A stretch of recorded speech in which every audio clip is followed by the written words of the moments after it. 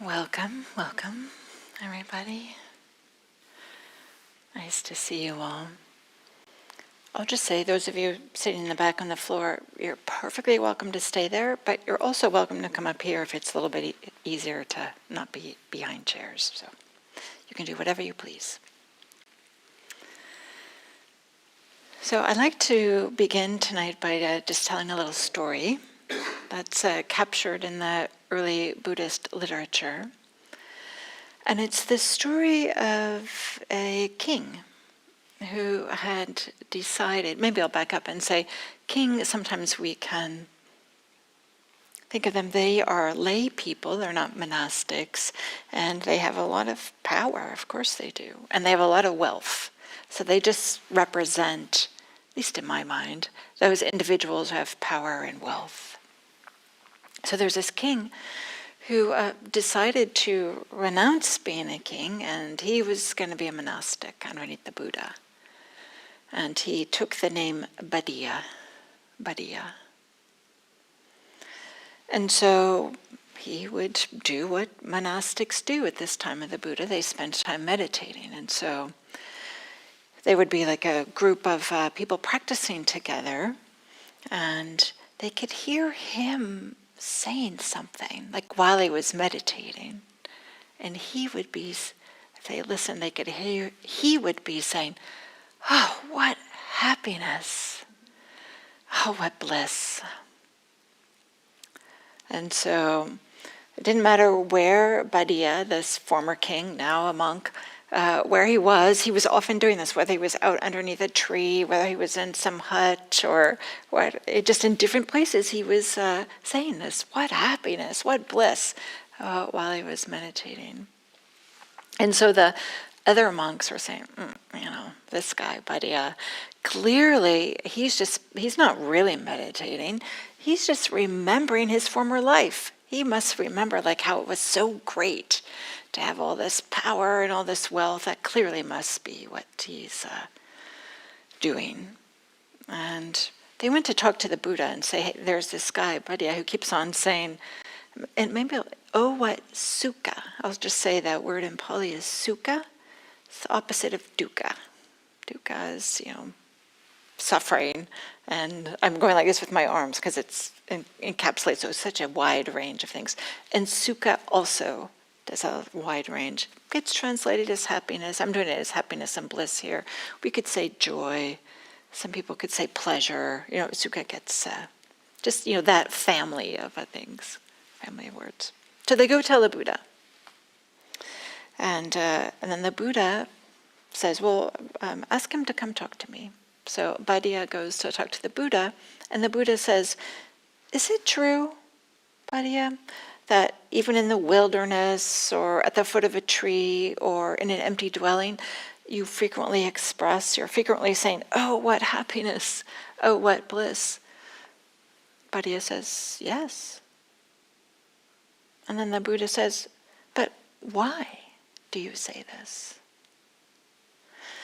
And Bhaddiya, the former king, says, formerly, as the king ruling the land, my guard was well organized within and without the royal compound. Without meaning like on the outside and on the inside. On the inside and outside of the royal compound, it was well guarded. It was well guarded on the inside and the outside of the city, and on the inside and the outside of the country. It was well guarded. But although I was guarded and defended in this way, I remained fearful, scared, suspicious, and nervous. But these days, even when I'm alone in the wilderness meditating or at the foot of the tree or an empty dwelling, I'm not fearful, I'm not scared, I'm not suspicious, I'm not nervous. I have relaxed. I live now unruffled, and my heart free as a wild deer. It is for this reason that even when I might be in the wilderness, the foot of the tree or an empty hut, when I'm meditating, I'm frequently saying, oh, what happiness, oh, what bliss. There's a lot that we could unpack in this story. There's a lot of things there. But I want to emphasize that it's this movement towards, right, he had a pretty simple life, going from having all this wealth and power that he had to protect and was feeling anxious, right, that somebody's going to take it, or maybe I have to prove that I deserve this kingship and, fix these problems there, or, do something so people don't revolt, or whatever it might be. I don't really know what kings do, but I'm sure it's something very important. So we could say that he just drastically simplified his life and realized, oh, this is where the ease is. And often we're not noticing how much tension there is in this kind of this protecting in so many different ways. And so we could say that we could maybe simplify some of the teachings in this tradition is pointing to the value of simplicity. This is not a movement towards, getting more and more and more, not acquiring more stuff, or not making things more and more complicated, or, getting more and more experiences. It's not about that. It turns out that there's these basics that we refer to again and again. They get, spoken about in a number of different ways. And, there's some complications, right? If you want to, you can dig down into the suttas and learn Pali, or, something like this. But for those of you who don't know, Pali is the language that the early Buddhist literature is preserved in. So there's these basics with this practice, and we could say, one, being present for what's actually happening now. Not what the mind is saying and making up and fantasizing or remembering or something like this, but what's actually happening right now. Turns out to be pretty powerful, something this simple. Turns out when we start to pay attention, we notice how much we're not actually here, but we're elsewhere. So we could say that's one thing that's simple, pointing to simplicity. We might even say Bhaddiya, this king, when he was thinking oh, what happiness, what bliss, that he was just feeling into oh yeah, right now I just have to be here, experiencing this moment. I don't have to be worried about whether the kingdom next door is going to try to throw this kingdom over, or something like that. And then we might say a second thing. First is maybe just to be present here. And a second basic, simple thing that we return to again and again in these teachings is notice what's leading to more freedom and what's leading to less freedom. What's leading to dukkha and what's leading to sukha.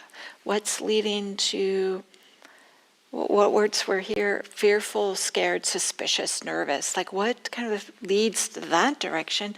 And what leads to well-being and ease, peace, freedom? Awakening. And so part of the practice is to just be sensitive and notice this. And then this gets, fleshed out in so many different ways, but we could kind of boil it down to just this simpleness. We don't have to adopt some beliefs.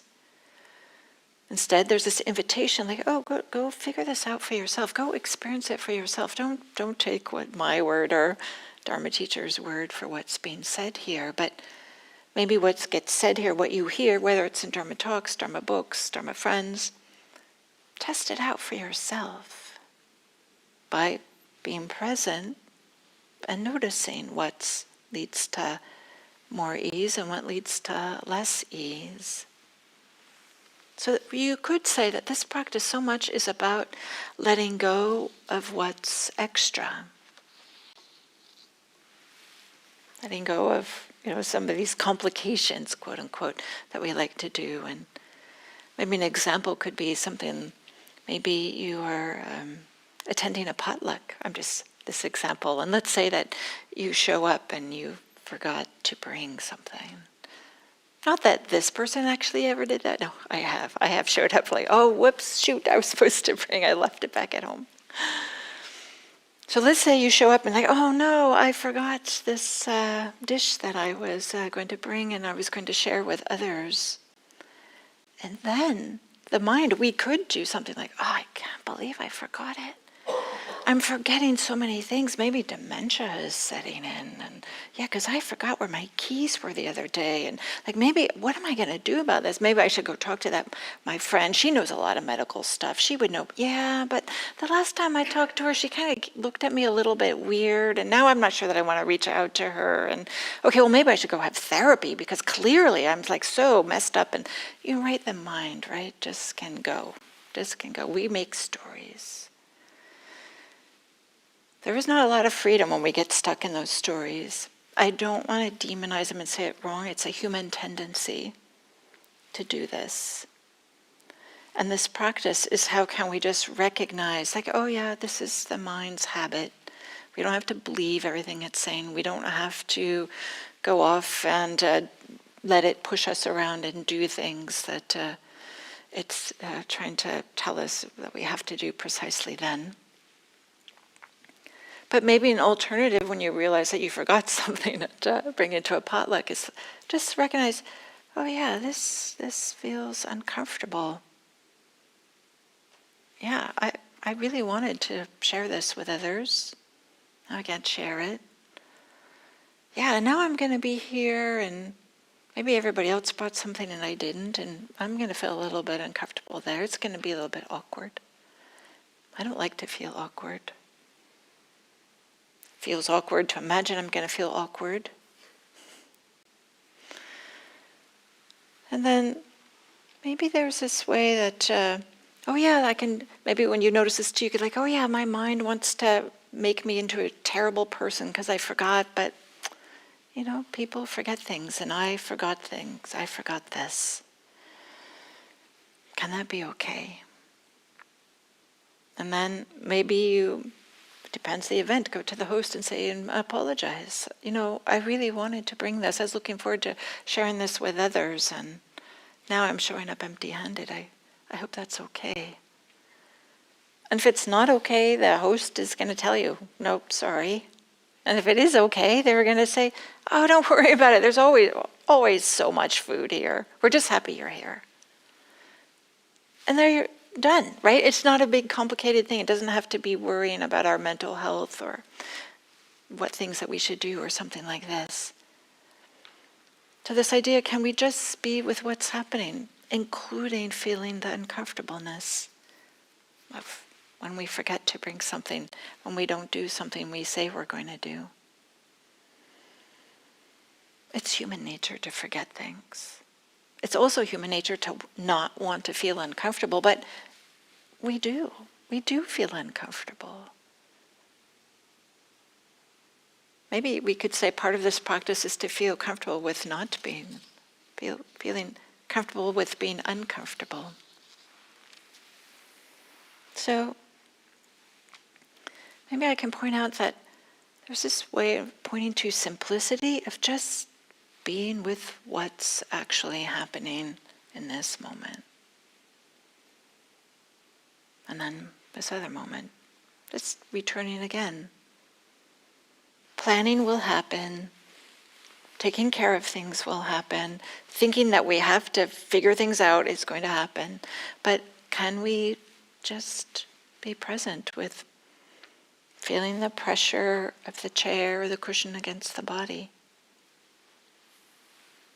Hearing of this voice, this moment. Feeling your feet on the ground.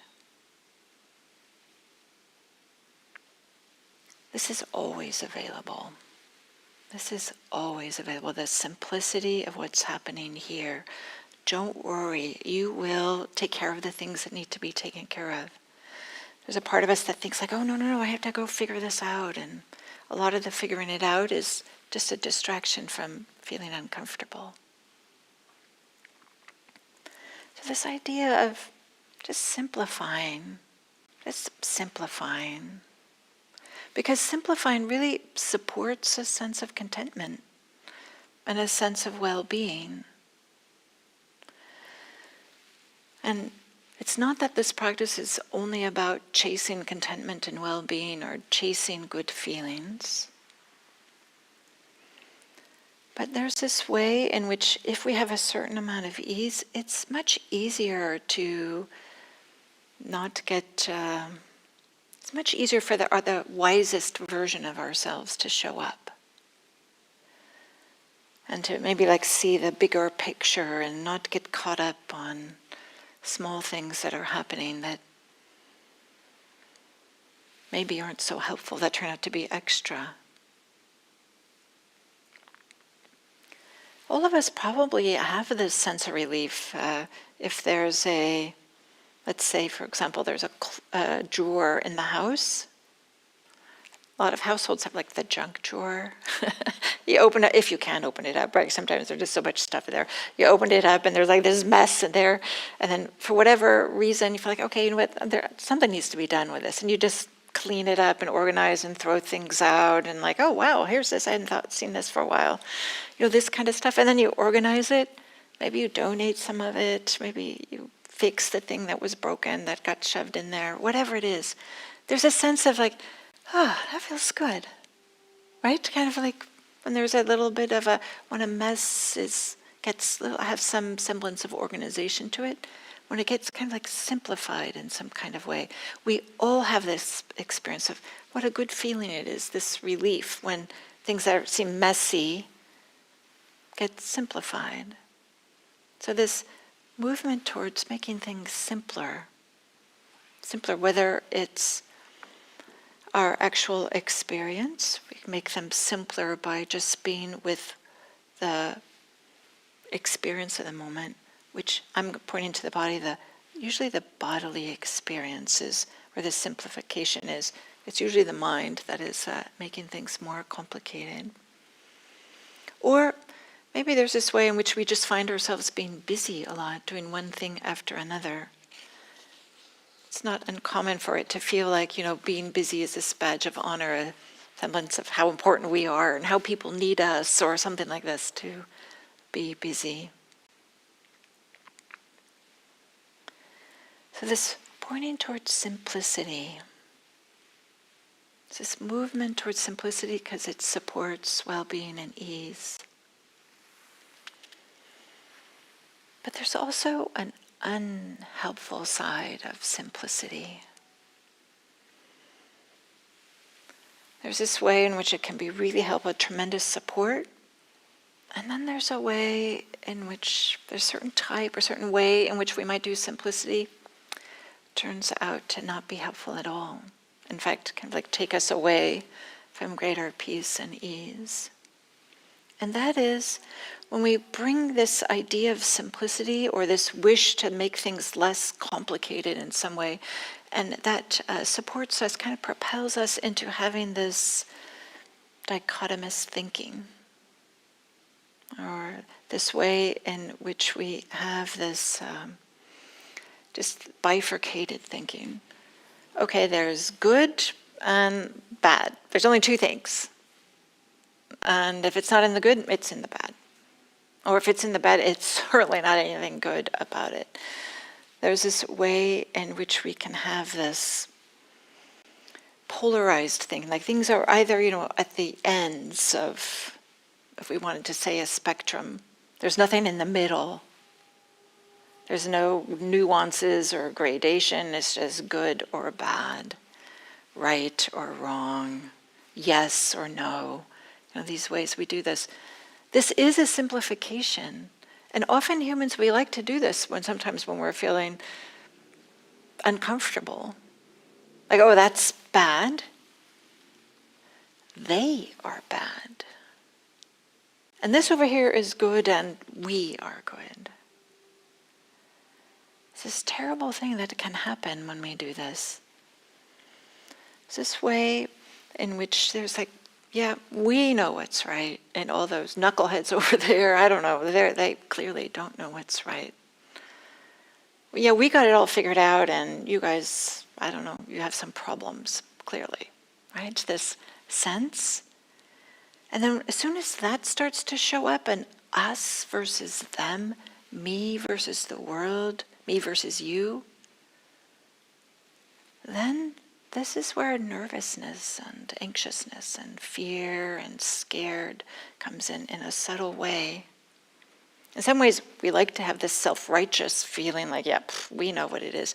But it also requires, in a subtle way that we're not paying attention to, there's so much data about this, how humans, they will just ignore information that doesn't support the sense that they are the good guys and everybody else is the bad guys. They will just completely ignore and forget it, or they'll make up some twisted logic to explain away something that doesn't quite work. This simplification is not the way forward. It's never quite like this, that we are the good guys and they are the bad guys. How could it be? Humans, we have complexities, we have ranges of things in our life. And so earlier I was talking about dukkha versus sukha, leading to well-being and not leading to well-being. This also is you could say, is a dichotomy and a bifurcation. But this is pointing to what leads to greater freedom and ease and what doesn't. That's different than this person is a good person, that person is a bad person. This what leads to greater ease is for all of us to discover. There doesn't have to be a value judgment on an individual or a group of individuals. But when we start to have these binary perspectives about ourselves and others, it's a way in which there's this, we let go of any idea that things could be the nuance of things, or we let go of things that are not extremes. And there's somebody on YouTube that sometimes says, yeah, I'm the alt-middle. This feeling, right, just the fact just to be in the middle is to be an alternative instead of on these ends of these political spectrums. And there's something that happened to me a number of years ago that had a really big impact on me regarding this. And I want to share this little story. When I was in graduate school, it's common in the sciences and probably in other fields too, that we would get together and discuss the latest literature, the latest findings. And every week, the students and the professors would get together and we would choose one paper and we would evaluate the experiments that were done and the data and how they interpreted the data and stuff like this, right? Just to keep abreast of the field and to learn about what other laboratories are doing. So this had such a big impact on me that I remember this, that we were looking at the paper that was discussing prions. Some of you might remember there was mad cow disease. This was in the early 90s. And I remember in the UK they had to kill all their cattle or something like this. It was a really big deal, and it was people were dying, humans were dying, and the cattle were dying, and people didn't understand. And we were looking at this paper that was talking about prions, which is a novel infectious agent that has this novel mechanism of action. Not a virus, not a bacteria, nothing like this. It was something completely new that we had never heard of before. But all of us, I remember us reading this paper that was published in the most prestigious journal. We were making fun of them. We were laughing at them. Oh my gosh, they did this experiment, but they interpreted it this way. Oh my gosh, I can't believe it. Clearly this data really points to that. We just couldn't get our minds around that something new was happening. And right, we were all scientists that had dedicated our lives to trying to help cure human diseases, smart people that were just, trying to work things, think about things and work with it. But we had this bias that here's something new that we hadn't thought of before, we hadn't seen before, and it clearly was wrong. And we were mean to, I remember the people that weren't in the room, but were like, oh my gosh, I can't believe, how did they get this published? It's blah, blah, blah. The person won the Nobel Prize a few years later for this, right? But we were like so sure of ourselves because out of just something different. And so this made me really realize all these times in which I think like, okay, I clearly know, and all my friends clearly know too, we're all in the same. Maybe we don't. Maybe we don't know. Maybe we're not so sure. So when we get into this dichotomous thing, like, okay, we're the good guys and those are the bad guys, maybe not. Maybe it's not so clear. Maybe there's something that we don't know yet, or maybe, we just don't know. And it's not the way forward. It's not the way forward. Instead, in order to help support that we're the good guys and they're the bad guys, that this kind of gross simplification, then we have to start attributing all kinds of terrible stuff to whenever they do something good and helpful, we have to dismiss it or say, oh, well, they only did that because their motives must have been something terrible or something like this. And we have to dismiss when our motives turn out to be not very good or something like this.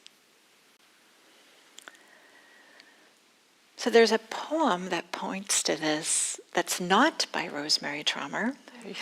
Surprise, I'm often citing her poems. This poem that it's a short poem that I found really powerful, really powerful. It's by Yehuda Amichai. I think I'm pronouncing that correctly. And it's translated by Byron Katie's husband, Stephen Mitchell. It's by Yehuda Amichai, and it's called The Place Where We Are Right.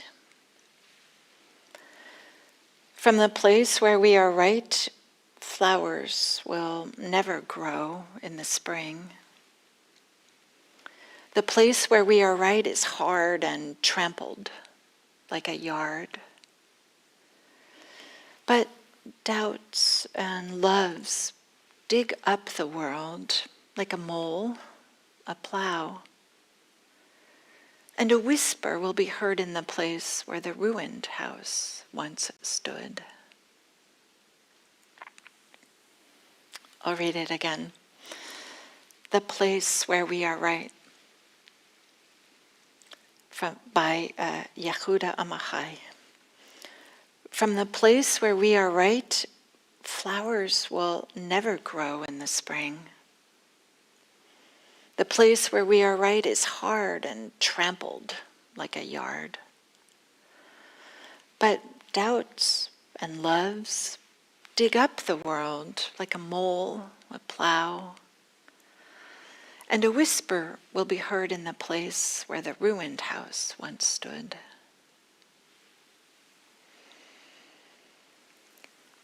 Right? In this place where we are right. Implicit in that is there's that other place where you are wrong. If we are right, this place, then there's that other place where they are wrong. And this creates the conditions for fear and hatred for those people that are wrong over there. This is not a world we want to live in that's full of fear and hatred. And this is what happens when we're making this, they are wrong over there. I'm not saying that everything they're doing is perfect. I'm saying this simplification of we are right and you are wrong is not the way forward. I love that this line, but doubts and loves dig up the world like a mole, a plow. So doubts. Maybe there's like this room for, I'm not so sure. It seems like this right now. This is what makes sense to me. I think this is my understanding. I can't see any other way to interpret it but this way. This is my current hypothesis. But this is very different. All these things I'm saying are alternatives to I'm right. You can say when there's doubts, there's this feeling, this makes sense to me. But it's leaving some room for like, well, maybe there's some other data I'll have or something else that I'll learn that'll make a difference. And the poet is saying like a mole. So moles are quiet, underneath, unseen. Sometimes we think like, oh, these are pests, and if you're a gardener, you might think that they're pests. But they also serve a really important function, right? They are underneath, like breaking up the soil and aerating the soil. They're important. They're an important part of like the ecosystem. But they're underneath, kind of like invisible, breaking up the soil. And then there's plows that are like on the top of the soil, are doing the same thing, like breaking them up. And this is like very intentional. A farmer or somebody who wants to cultivate a particular plant, for example, like intentionally goes in and has a plow. Also from above. So this way that place that gets hard and trampled, like, when I think the poem has this word, the place where we are right is hard and trampled like a yard.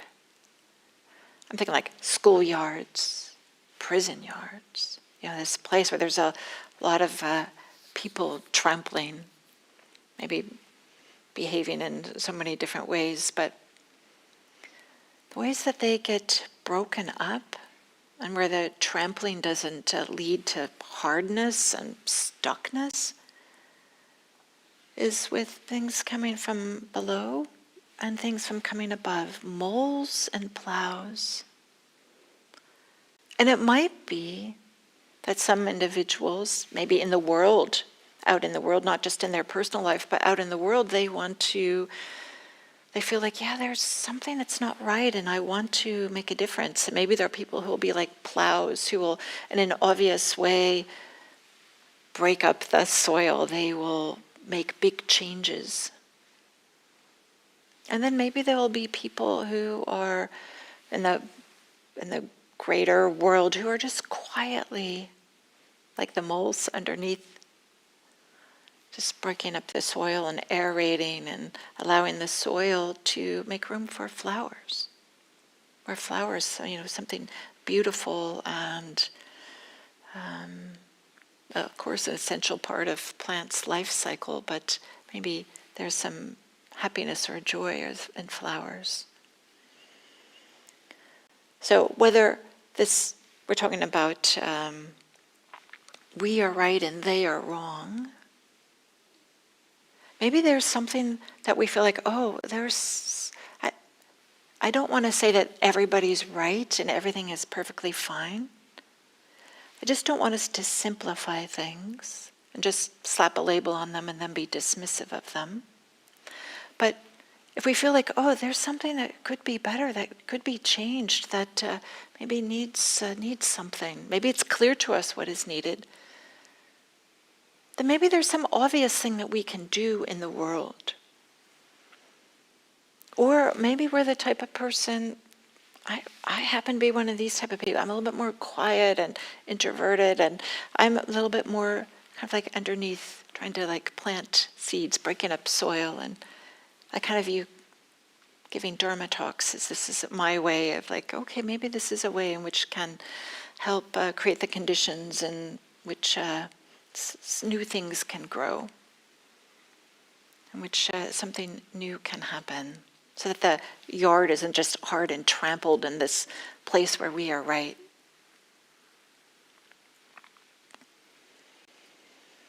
Because there's a ways that, there's these awakening factors, these qualities that we all have that really support awakening. Investigation is one of them. Investigation, this looking into, getting curious about, engaging with. We need that. That's different than we are right, they are wrong. And today, of course, is MLK Day. Dr. Martin Luther King Jr., he was, in his way, working with the ways that there was just terrible, terrible oppression of people. It's so many terrible things happening, and in his own way, he was trying to address this. Let's not just say, okay, black people are this way and white people are that way, or simplifying things in that way.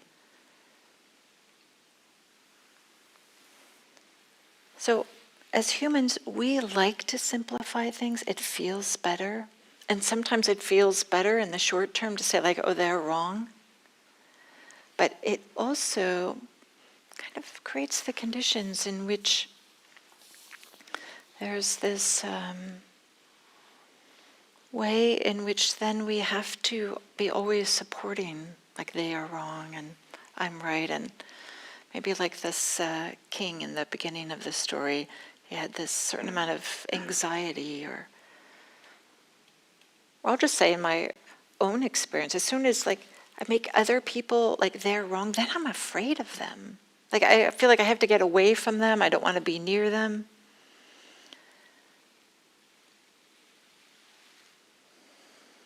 And then I stop like listening or respecting or caring about. Hatred never ends with hatred. This is an ancient law. It's in the Dhammapada, and Martin Luther King said a version of this. Hatred never ends with hatred. How could it?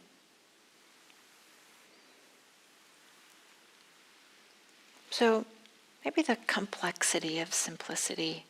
It can be simple in terms of coming to what our experience is. Not getting lost in what's extra, noticing what's extra. But not allowing to simplify things into where we are just slapping a label on people or ourselves, and then just thinking that's sufficient and not really being present for what's happening, or being nuance, recognizing nuance and complexity that's there with people.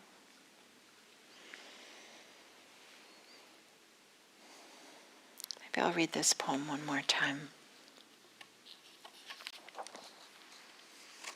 The Place Where We Are Right by Yehuda Amachai. From the place where we are right, flowers will never grow in the spring. The place where we are right is hard and trampled like a yard. But doubts and loves dig up the world like a mole, a plow. And a whisper will be heard in the place where the ruined house once stood. So I'll end there, and I'll open it up to see if there are any questions or comments. Thank you.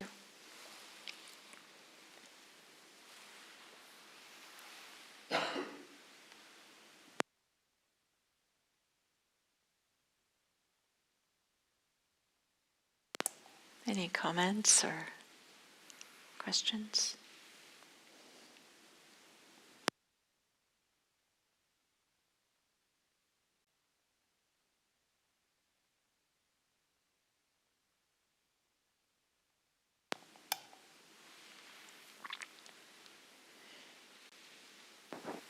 Well, Diana. Yes. Thank you for your talk. It reminded me, I used to have a poster in my office that said, everything should be made as simple as possible, but not simpler. There you go. It's by Albert Einstein. Nice. Okay. There you go. There you go. But not simpler. Yeah.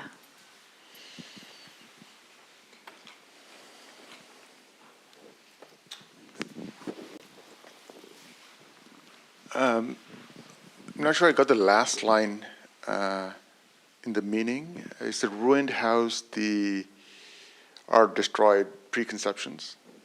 Yeah, this is thank you, Jay. This is a good question. And a whisper will be heard in the place where the ruined house once stood.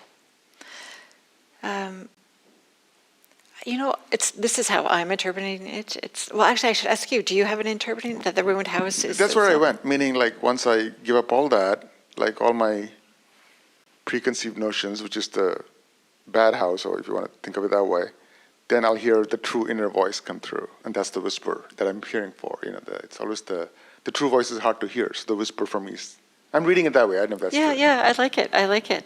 I was also thinking that the shouting will have stopped, so then you can hear a whisper also, right? With people. Yeah, I was like thought, well, there's a number of ways I could go with this, or I don't know if there's some other ways too, probably. But Have you read his translation of Tao Te Ching? I read that so many years ago, but it's not in my head now. But, He has one of the best translations for the Tao Te Chings. Yep, yep. Okay, thank you, Stephen Mitchell, translating the Tao Te Ching. And apparently he's done translates for a number of different languages, so I didn't know this. Any other comments?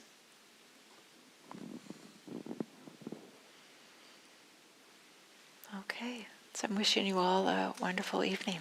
Thank you. And if you'd like, you're welcome to come up here and talk to me.